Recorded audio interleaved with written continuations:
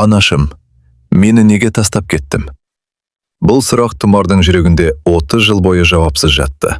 5 жасында жетімдер үйінің табалдырығында қалған кішкентай қыз бір күні анасын табатынына сенді. Бірақ ол анасын іздеп жүрген жалғыз адам емес екенін әлі білмейтін. Тұмар арнасына қош келдіңіз. Осындай өмірден алынған әсерлі әңгімелерді жіберіп алмау үшін арнамызға тіркеліп, лайк басып, пікір қалдыруды ұмытпаңыз. Нақыл сөз. Ана жүрегі баласын ешқашан ұмытпайды, ал бала жүрегі анасын мәңгі күтеді. 1996 жылдың күзгі күні еді.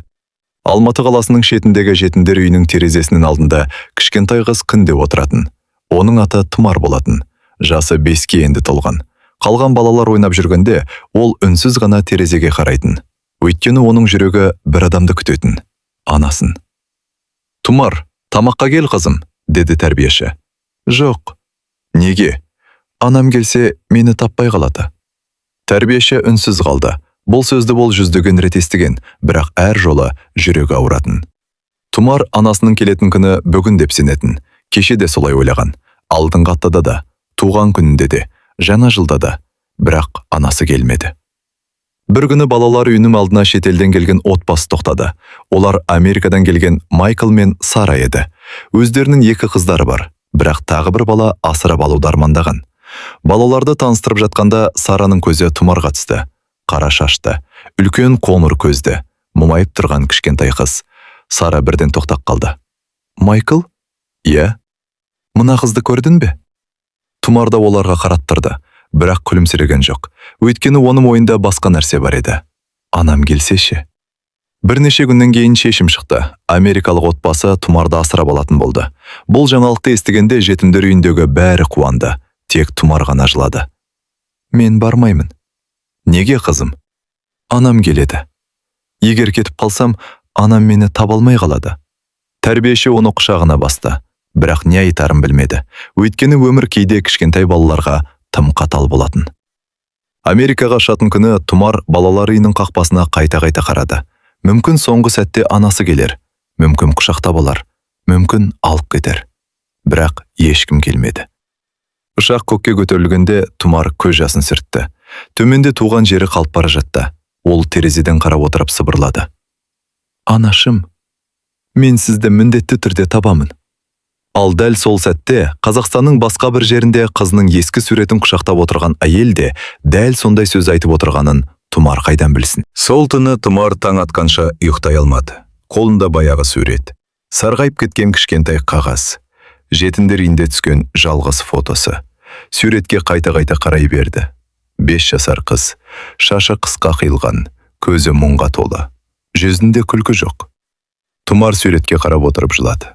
Өйткені ол сол қыздың өзі екенін білсе де, өзін танымайтын, өзінің қайдан шыққанын білмейтін, кімнің қыз екенін білмейтін.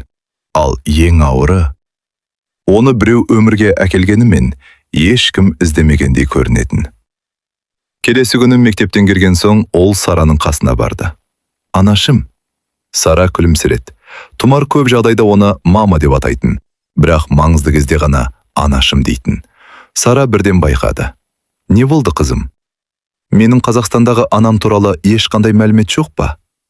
Сара күрсінді. Бұл сұрақтың бір күні қойылатынын бұрыннан білетін. «Бар болғаны өте аз ақпарат бар». «Қандай?» «Сені Алматыдағы балалар үйіне тапсырған, содан кейін із-түссіз кеткен». «Аты ше?» «Құжатта көрсетілмеген». «Мекен жайы?» «Жоқ». «Туыстары?» «Жоқ». Тұмар үнсіз қалды. Біраздан кейін ғана. «Сонда мен туралы ешкім ештеңе білмей ме?» Сара қызын құшақтап алды. «Біз білеміз, сен біздің қызымызсың». Бірақ Тұмардың жүрегіндегі бос орынды бұл сөз толтыра алмады. Мектепте де жағдай оңай емес еді. Тұмар үздік оқушылардың қатарында болатын. Мұғалімдер жақсы көретін.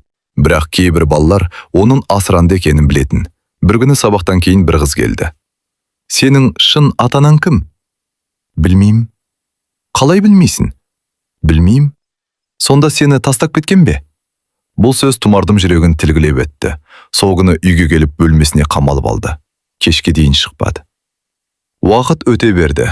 17 жасқа толғанда Тұмар мектепті үздік аяқтады. Университетке грантпен түсті. Халықаралық қатынастар мамандығын таңдады. Өйткені әлемнің әр түпкіріндегі адамдардың тағдырын түсінгісі келетін, бірақ өз тағдырын түсіне алмай жүрген. Университетте оның өмірі өзгере бастады. Жаңа достар тапты. Жаңа ортаға үйренді, бірақ ішінде бір жара жазылмай тұрды. Кейде кітапханада отырған кезде көз алдына жетімдер үйінің терезесі келетін. Кейде түсінде белгісіз әйелді көретін. Әйелдің жүзі анық емес, бірақ әлгі әйел үнемі жылап тұратын. Тұмар оянып кететін. Жүрегі дүрсілдеп, сосын таңға дейін ұйықтай алмай шығатын. Бір күні университетте генеалогия және отбасы тарихы туралы семинар өтті. Сол жерде бір профессор: «Адам өз тамырын білмесе, жүрегінде әрдайым бос орын қалады», деді. Бұл сөз Тұмардың жанын қозғады. Салтанат. Тұмар қатып қалды. Бұл кім? Майкл басын шайқады. Білмеймін. Мүмкін, иә, менің анам шығар. Сол түні Тұмар көз ілмеді. Ол қағаздағы жалғыз сөзге қайта-қайта қарап шықты. Салтанат. Мүмкін бұл жай ғана кездейсоқтық шығар. Ал мүмкін 30 жылға жуық уақыт іздеген жолдың алғашқы ізі шығар. Ал арада бірнеше ай өткен соң Тұмар Қазақстанға ұшаққа билет алатынын және бұл сапар оның бүкіл өмірін төңкеріп жіберетінін әлі білмейтін еді. Тұмардың қолындағы қағаздан көзі кетпеді. Салтанат. Бар болғаны бір сөз. Бірақ осы бір сөз оның жүрегінде 30 жыл бойы сөнбей тұрған үмітті қайта жаққандай болды. Ол қағазды 100 рет оқыды, 1000 рет қарады. Біресе жылады, біресе күлімсіреді. Өйткені өмірінде алғаш рет анасына апарар бір із пайда болған еді. Бірнеше айдан кейін Тұмар ұшақ терезесінен төменге қарап отырды. Астында Қазақстанның кең даласы көрініп жатты. Балалық шағы өткен жер. Ештеңесі есінде жоқ туған жер. Жүрегі қатты соғып тұрды. Қасында отырған әйел: «Алғаш рет келіп тұрсыз ба?» деп сұрады. Тұмар күлімсіреді. «Жоқ». Сәл ойланып қалды. «Мен туған жеріме қайтып бара жатырмын». Алматы әуежайына қонғанда оның көзіне жас келді. Айналасында қазақша сөйлеп жүрген адамдар, қазақша жазулар, туған тіл. Бәрі оған бейтаныс әрі жақын сияқты көрінді. Өзін бөтенде емес, өз адамы сияқты да сезінді. Алғашқы күні ол қонақ үйге орналасты. Келесі күні жетімдер үйін іздеп шықты. Ескі мекенжай құжатта жазылған болатын, бірақ жеткенде жүрегі суып кетті. Ғимарат жоқ. Орнында жаңа тұрғын үйлер салынып кеткен. Тұмар ұзақ қарап тұрды. Дәл осы жерде бір кезде өзінің балалығы қалғандай еді. Сол маңдағы егде жастағы күзетшіге жолықты. «Кешіріңіз аға, мұнда бұрын балалар үйі болған ба?» «Иә қызым, көп жыл бұрын болған». «Қызметкерлердің біреуі бар ма екен?» «Біразы тірі шығар». Сөйтіп күзетші бұрынғы тәрбиешілердің бірінің аты жөнін айтып берді. 2 күннен кейін Тұмар сол кісінің үйінің алдына тұрды. Жасы 70-ке келген апай есікті ашты. Тұмар өзін таныстырды. Қарт әйел үнсіз қалды. Бірнеше секунд бойы көз алмай қарады. Сосын көзіне жас келді. «Сен, иә, Тұмарсың ба?» Тұмардың денесі дір ете қалды. «Мені танисыз ба?» «Қалай танымаймын?» Қарт әйел жылап жіберді. «Сен күнде терезеде отырып, анаңды күтетін қыз едің ғой». Үйге кірген соң екеуі ұзақ сөйлесті. Қарт тәрбиеші Гүлнар апай көп нәрсені есіне түсірді. «Сен өте тыныш бала едің. Анан туралы бірдеңе білесіз бе?» Гүлнар апай күрсінді. «Аз ғана. Айтыңызшы». Бір күні жас әйел келді. Өте жас еді. Жылап тұрған.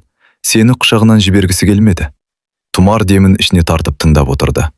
Кейінше бірнеше сағат бойы жылады. Сосын құжаттарға қол қойды. «Атын білесіз бе?» «Жоқ». «Ештеңе ме?»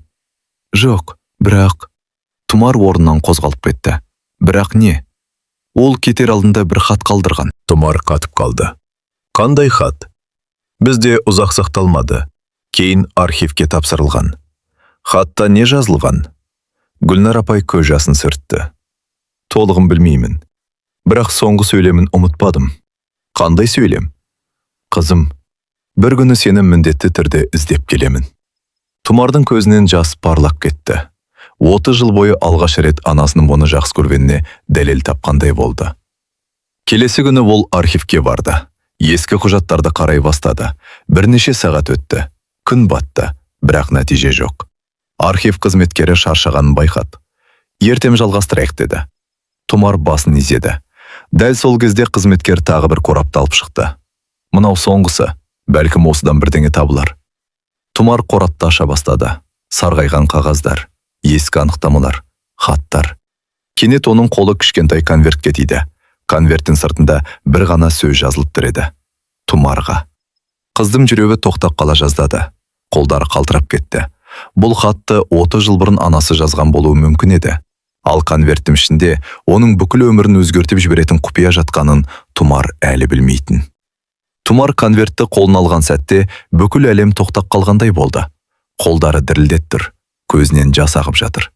30 жыл. 30 жыл бойы іздеген анасынан қалған алғашқы белгі дәл алдында жатыр. Архив қызметкері де үнсіз қалды. «Ашасыз ба?» деді жай ғана. Тұмар басын изеді, бірақ қолы бармай қойды. Себебі дәл қазір ашса, өмір бойы іздеген шындықпен бетпе-бет келетінін сезді. Бірнеше секундтан кейін конверттің шетін ақырын ашты. Ішінен бүктелген ескі қағаз шықты. Сарғайып кеткен, сиясы кей жерлерде өше бастаған. Бірақ жазулар оқылады. Тұмар оқи бастады. «Қызым Тұмар, егер бұл хат бір күні қолыма тисе, анаңның сені жақсы көрмегенінен емес, өмірдің амалсыздығынан айырылғаныңды білші. Мен сені 9 ай көтердім, құшағымда өсіргім келді. Бірақ тағдыр маған мүмкіндік бермеді. Қазір сен кішкентайсың, мені түсінбейсің. Бір күні өскенде бәлкім кешірерсің. Мен сені ешқашан ұмытпаймын. Әр туған күніңде сені есіме аламын. Егер Алла қаласа, бір зім іздеп келемін. Сені жақсы көретін анан». Одан кейін қолтаң батыр. Тұмар демін тоқтатып қалды. Көзінен жас тоқтамай ағып жатты. Қолтаңбада «Салтанат» деп жазылған еді. Сол түні Тұмар қонақ үйге келіп, таң атқанша жылады. Өмір бойы анасы өзін тастап кеткеніне сеніп келген. Ал хат мүлде басқа шындықты айтып тұр. Анасы жақсы көрген, анасы сағынған, анасы қайтып келгісі келген. Бірақ неге келмеді? Неге іздемеді? Неге 30 жыл үнсіз қалды? Осы сұрақтар қайта мазалай бастады. Келесі күні архивке қайта барды. Бұл жолы қызметкерлерді көмектесе бастады.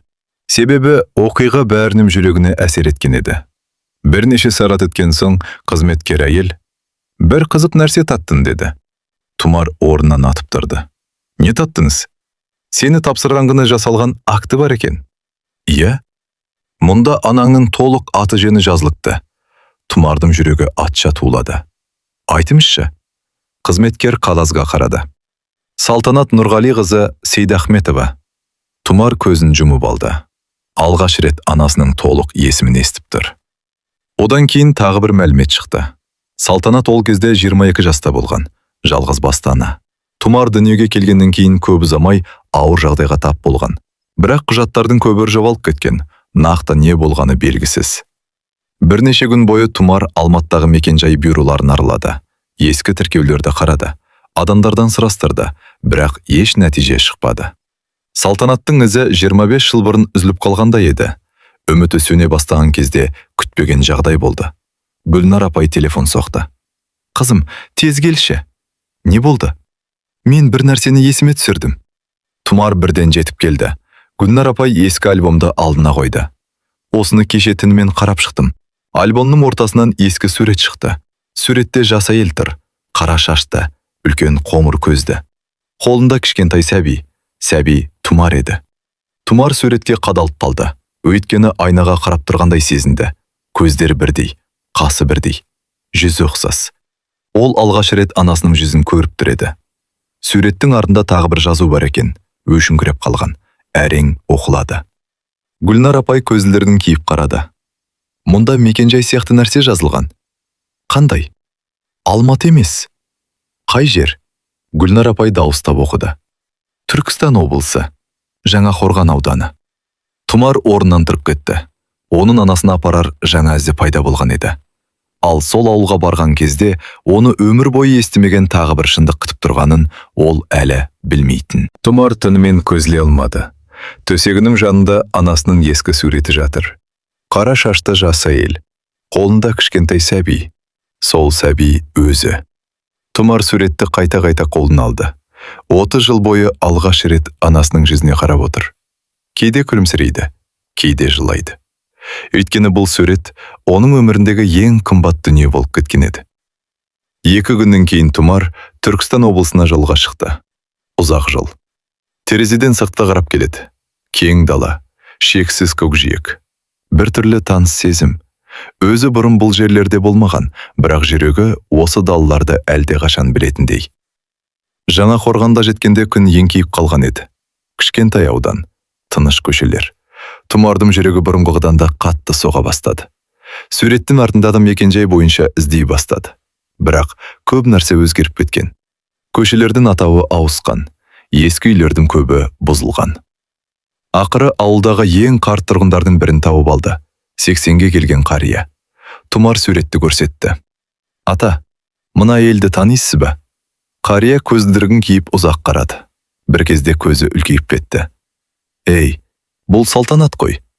Тұмардың жүрегі тоқтап қала жаздады. Танисыз ба? Әрине танимын.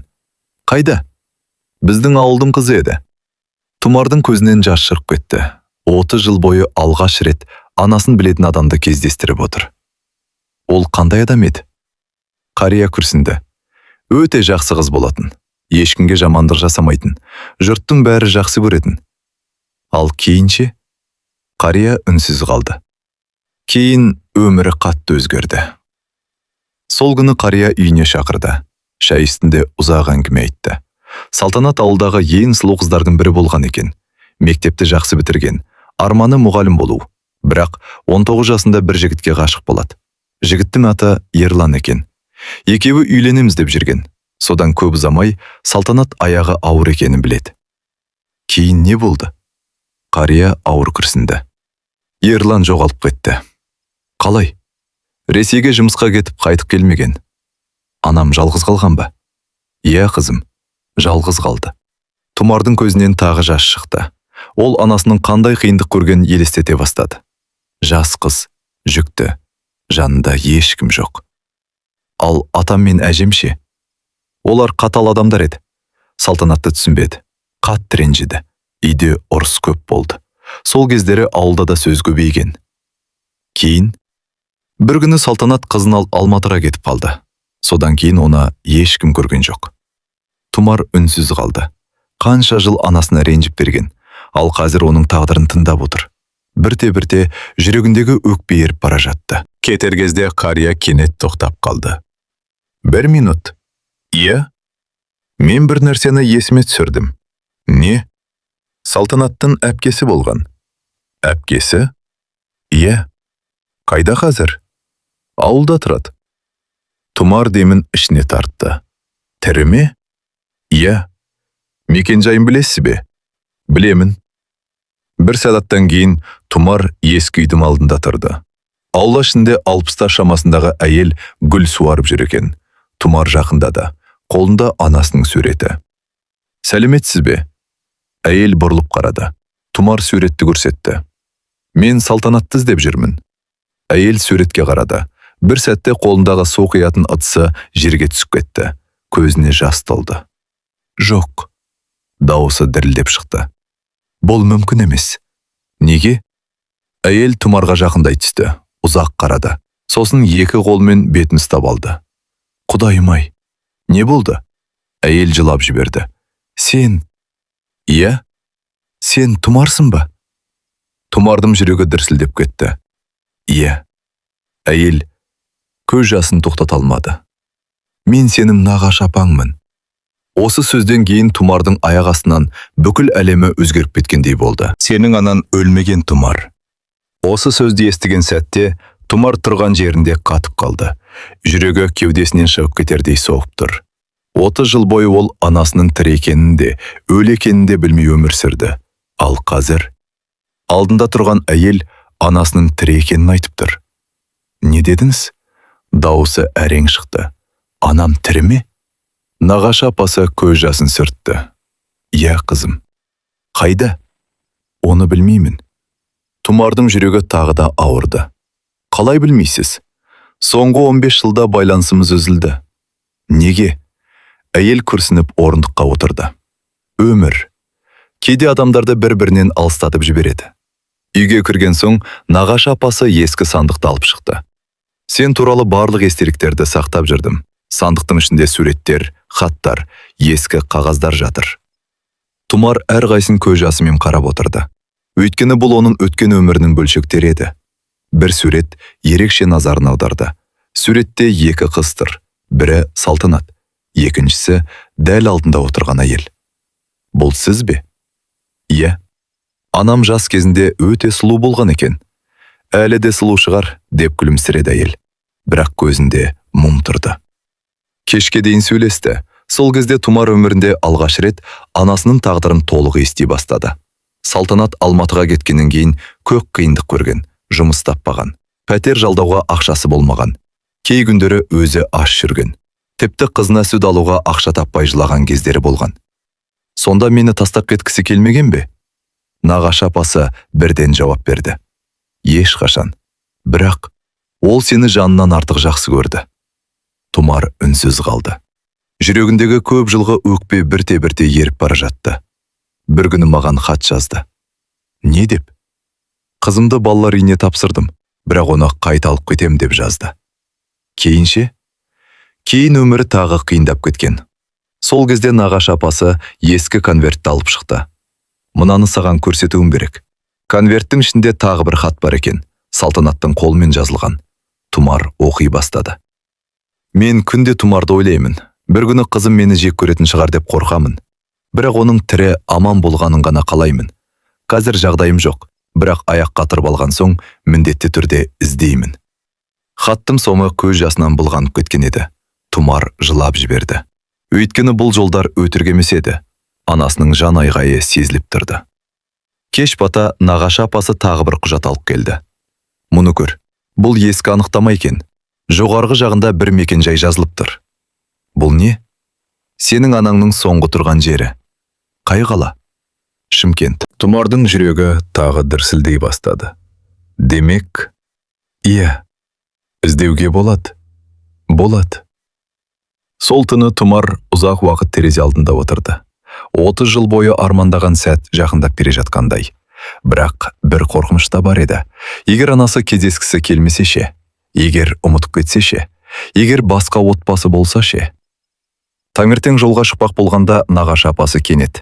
Тоқтай тұр, деді. Не болды? Әйел үйден ескі суретті алып шықты.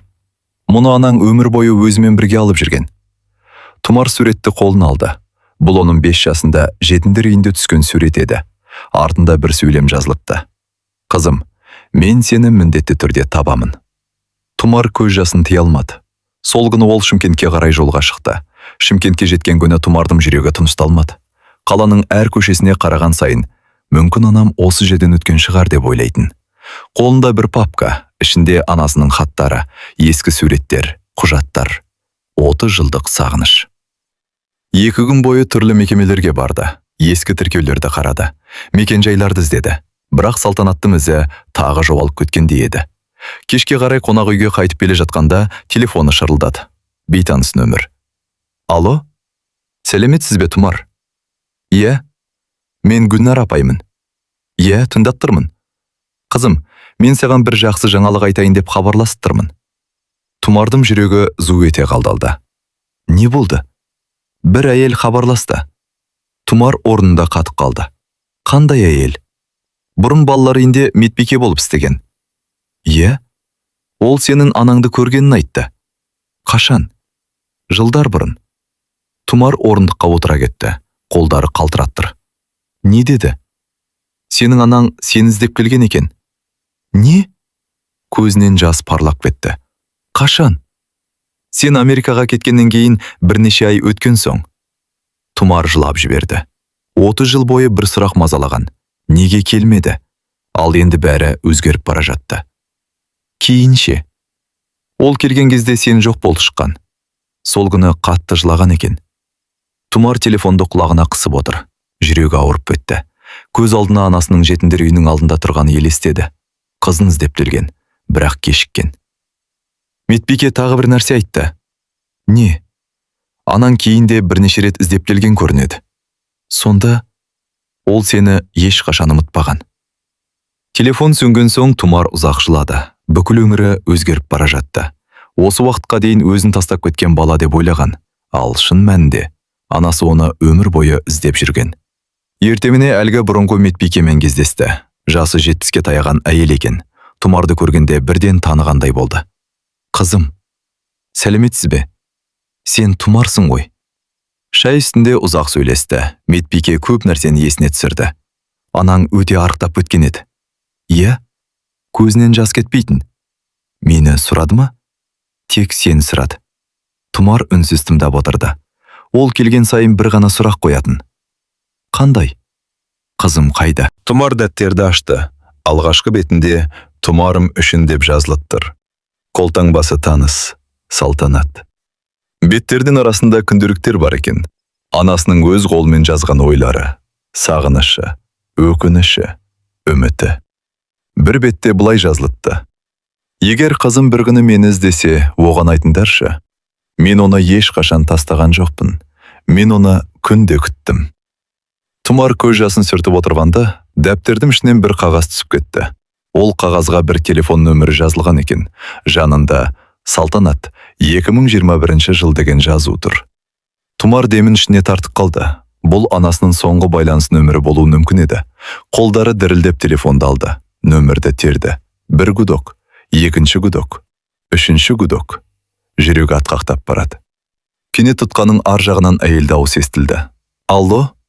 Тұмардың бүкіл денесі қалтырап кетті. Өйткені бұл дауыс оған бір түрлі таныс болып естілген еді. Алло?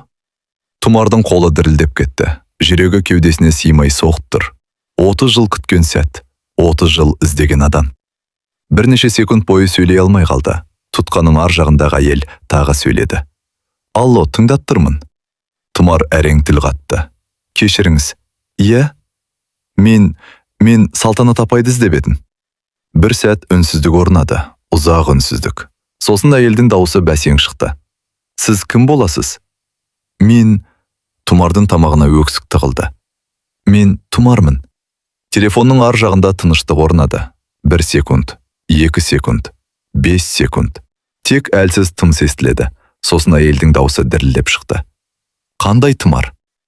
Қазақстаннан асырап алынған. Мен анамды іздеп жүрмін. Кенет телефонның ар жағынан жылаған дауыс естілді. Әйел қатты жылап жіберді. Тұмардың өзі де жылап отыр. Алло? Қызым. Қызым, бұл сен бе? Тұмар демал алмай қалды. Жүрегі шымырлап кетті. Анашым? Екеуі де ұзақ жылады. Сөйлей алмады. 30 жылдық сағыныш бір телефон желісіне сыймай тұрғанда еді. Біраздан кейін әйел өзін жинады. Мен Салтанат емеспін, қызым. Тұмардың жүрегі суық кетті. Не? Мен оның құрбысымын. Бұл телефон бұрын Салтанаттікі болатын. Тұмар үнсіз қалды. Үміті қайта үзілгендей болды. Бірақ әйел сөзін жалғастырды. Телефон нөмірін маған қалдырған. Неге? Бір күні қызы іздеп қалса деп. Тұмар тағы жылап жіберді. Анасы шынымен күткен екен, шынымен іздеген екен. Салтанат апай қайда? Әйел үнсіз қалды. Сосын жай ғана. Тірі. Тұмар орнынан атып тұрды. Тірі ме? Иә. Қайда? Шымкентте. Тұмар көзін жұмып алды. Ақыры анасы тірі. Онымен сөйлесе аламын ба? Қазір қиын. Неге? Әйел күрсінді. Өткен жылы инсульт алған. Денсаулығы нашар. Бірақ сөйлей ме? Иә, баяу сөйлейді. Тұмар жылап отыр.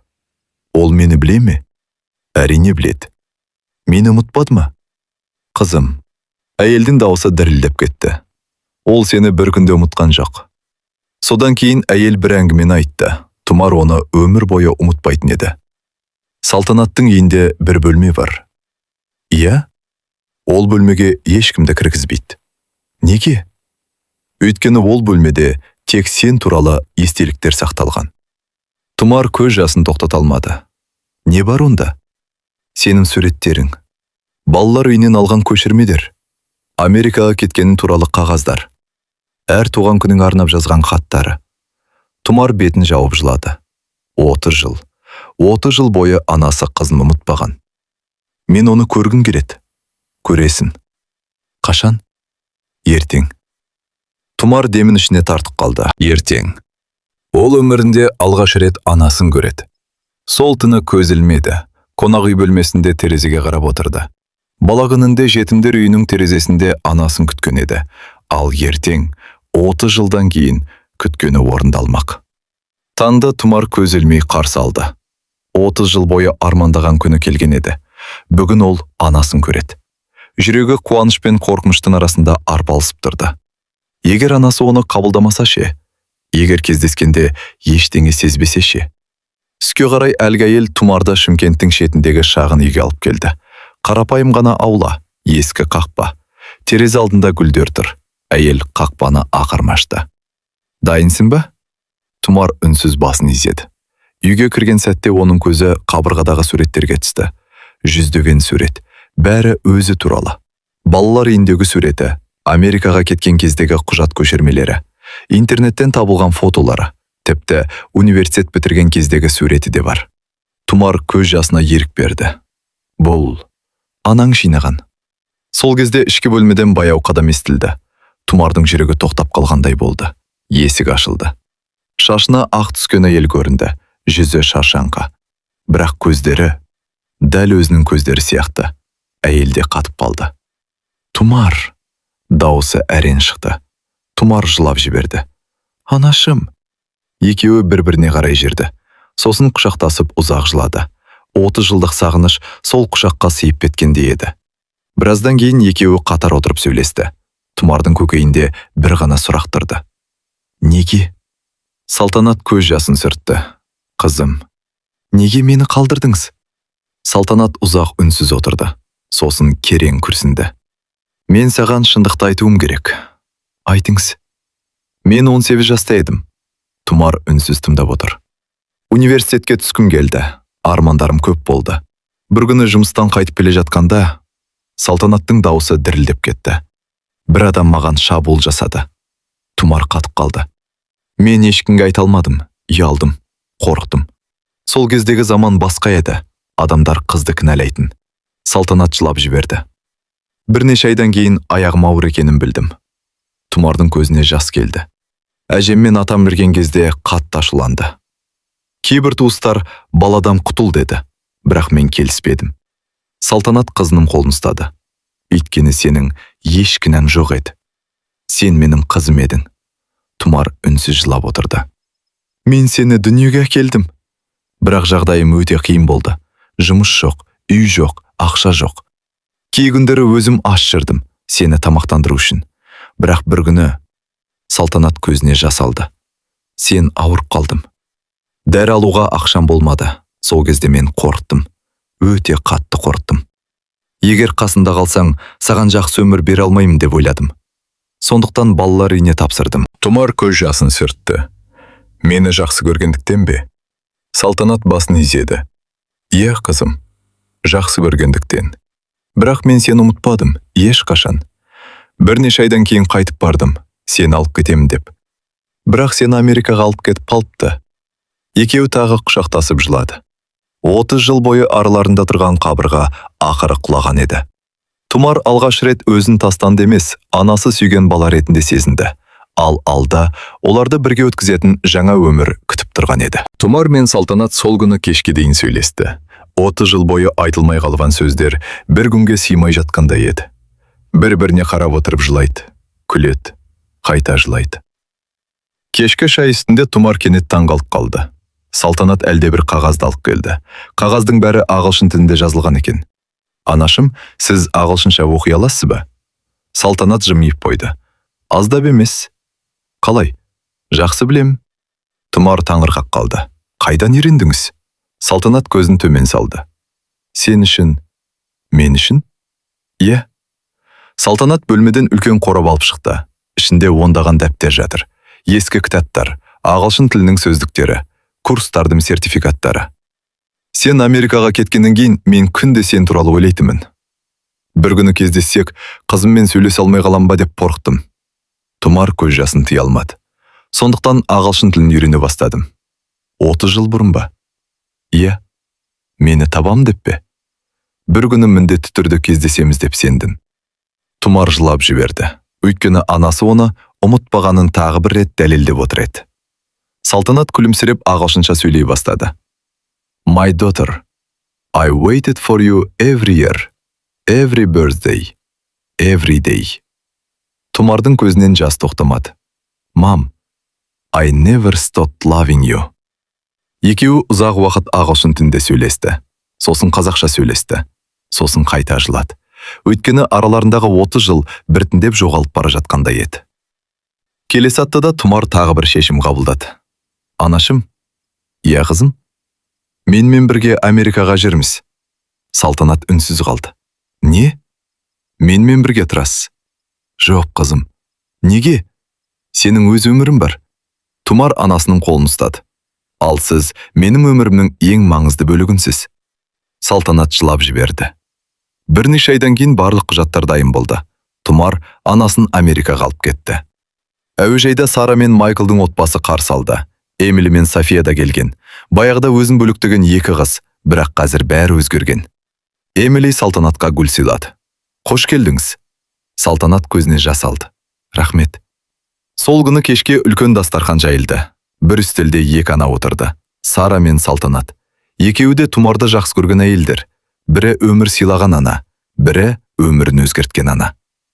Тұмар ұзақ қарап отырды. Бала күнінде жетімдер үйінің терезесінде отырып, анашым бір күні келет деп армандайтын. Сол арман орындалған еді. Бір жылдан кейін Салтанат толық сауығып кетті. Денсаулығы жақсарды. Немерелер сүйді. Тұмардың күйеуін өз ұлындай жақсы көрді. Бір күні анасы мен қызы бақта отырып шай ішіп отырды. Күн батып бара жатқан. Салтанат қызына қарап күлімсіреді. Қызым, иә анашым, мені кешірдің бе? Тұмар бірден анасын құшақтап алды. Мен сізді кешіретіндей, сіз кінәлі емессіз ғой. Салтанат көз жасын сүртті.